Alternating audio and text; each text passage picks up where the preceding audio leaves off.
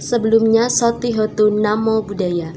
Perkenalkan, nama saya Kartika Chandra. Saya mahasiswi dari STAB Negeri Sriwijaya, semester 1, Prodi Pendidikan Keagamaan Buddha. Di sini saya akan menyampaikan materi tentang para penyokong utama Sang Buddha, Anathapindika dan Wisaka. Tugas dari mata kuliah Riwayat Hidup Buddha. Dosen pengampu Parjono MPDB, Magister Pendidikan Buddha. Anathapindika adalah penyokong utama Buddha. Anathapindika berasal dari kata pinda yang berarti penderma dan anata yang berarti kepada yang tidak mampu. Anathapindika merupakan panggilan kehormatan Sudatta, seorang perumah tangga dari Sawati. Ketika Anathapindika melihat cara hidup para bhikkhu dengan izin dari Buddha, Anathapindika mendirikan 60 buah tempat tinggal bagi para bhikkhu. Anathapindika meminta izin kepada Buddha untuk membangun sebuah wihara. Akhirnya, ditemukan lokasi perbukitan yang mengelilingi kota. Tempat itu adalah hutan Jeta, milik Pangeran Jeta, putra Raja Pasenadi. Anathapindika membeli taman itu seharga 18 juta koin emas dengan cara menutupi tanah yang dibeli. Wihara Jetawana yang dipersembahkan oleh Anathapindika adalah sebuah tempat tinggal yang dipuji oleh Buddha sebagai hadiah utama untuk Sangha. Anathapindika menghabiskan biaya sebesar 54 juta koin emas untuk membangun Wihara Jetawana yang dipersembahkan untuk Sangha. Oleh karena itu, Buddha menyatakan bahwa Anathapindika sebagai penyokong utama Sangha. Setelah membangun Wihara Jetawana, Anathapindika terus tekun menyokong Sangha. Ia menyediakan segala keperluan Sangha. Para perumah tangga yang penuh pengabdian di kota seperti Anathapindika dan Wisaka menyambut para bhikkhu dan menganggap mereka sebagai teman spiritual yang hidup demi kesejahteraan dan manfaat semua makhluk. Buddha mengucapkan sebuah syair kepada raja untuk diingat. Sebuah masakan mungkin tawar atau lezat.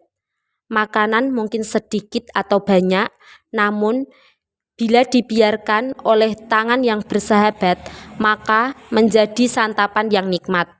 Selanjutnya, Wisaka. Berbakti dan murah hati dari seorang jutawan ketika ia baru berumur 7 tahun. Sang Buddha mengunjungi tempat kelahirannya. Kakeknya ketika mendengar adanya kunjungan Sang Buddha tersebut, menyuruh Wisaka untuk keluar dan menyambut Sang Buddha. Meskipun ia masih amat muda, tetapi ia taat pada agama dan moral etik. Dengan demikian, segera setelah mendengar uraian Dhamma dari Sang Buddha, ia mencapai tingkat kesucian pertama. Ketika ia berusia 15 tahun, beberapa orang Brahmana yang melihatnya berpikir bahwa ia akan menjadi istri yang ideal bagi tuannya yang bernama Punawadana. Putra seorang jutawan yang bernama Migara, Wisaka memiliki 5 macam kecantikan seorang wanita. Rambut indah, bentuk badan yang indah, struktur tulang yang bagus, kulit indah yang halus dan berwarna keemasan, serta tampak muda. Dengan demikian mereka membuat persiapan pernikahan Wisaka dengan Punawadana. Pada hari pernikahannya, ayahnya yang bijaksana memberikannya beberapa nasihat yang dikelompokkan menjadi 10 sebagai berikut. 1. Seorang istri tidak boleh mencela suami dan mertuanya di depan orang lain. Demikian juga, kelemahan atau kekurangan mereka ataupun pertengkaran rumah tangga tidak boleh diceritakan kepada orang lain. 2. Seorang istri tidak seharusnya mendengarkan cerita-cerita dan laporan-laporan dari rumah tangga orang lain. 3. Barang-barang boleh dipinjamkan kepada mereka yang mengembalikannya. 4. Barang-barang tidak boleh dipinjamkan kepada mereka yang tidak mengembalikannya. 5. Sanak famili yang miskin dan teman-teman yang miskin harus ditolong meskipun mereka tidak dapat membayar kembali. 6. Seorang istri harus duduk dengan anggun bila melihat mertua atau suaminya. Ia harus menghormati mereka dengan berdiri dari duduknya. 7. Sebelum seorang istri makan, ia pertama-tama harus memastikan bahwa mertua dan suaminya telah dilayani. Ia juga harus memastikan bahwa pelayan-pelayannya telah diurus dengan baik. 8. Sebelum pergi tidur, seorang istri harus memeriksa bahwa semua pintu telah ditutup, perabot rumah telah dirapikan, pelayan-pelayan telah melaksanakan tugas-tugas mereka, dan mertua telah pergi tidur. Sebagai aturannya, seorang istri harus bangun pagi sekali dan jika tidak sakit, ia tidak boleh tidur siang. 9. Mertua dan suami harus diperlakukan dengan sangat hati-hati laksana api. 10. Mertua dan suami harus dihormati seperti layaknya menghormati dewa. Dalam salah satu khotbah yang disampaikan Buddha kepada Wisaka, beliau berbicara mengenai 8 kualitas dalam diri seseorang wanita yang akan membawanya pada kesejahteraan dan kebahagiaan di dunia ini dan di kehidupan selanjutnya.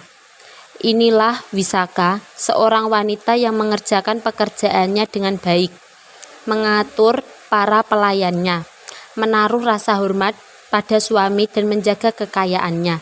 Inilah Wisaka, seorang wanita yang memiliki keyakinan atau sada kepada Buddha, Dhamma, dan Sangha, sila kedermawanan atau caga, dan bijaksana atau panya. Menjadi seorang wanita yang memiliki banyak bakat, Wisaka telah memainkan peranan penting dalam berbagai aktivitas Buddha dan para pengikut beliau. Seringkali dia diberikan otoritas oleh Buddha untuk menyelesaikan perselisihan yang muncul di antara para bhikkhuni.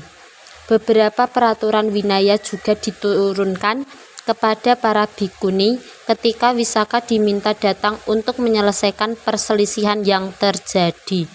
Sekian materi yang telah saya sampaikan. Akhir kata, Soti Hotu, Namo Buddhaya.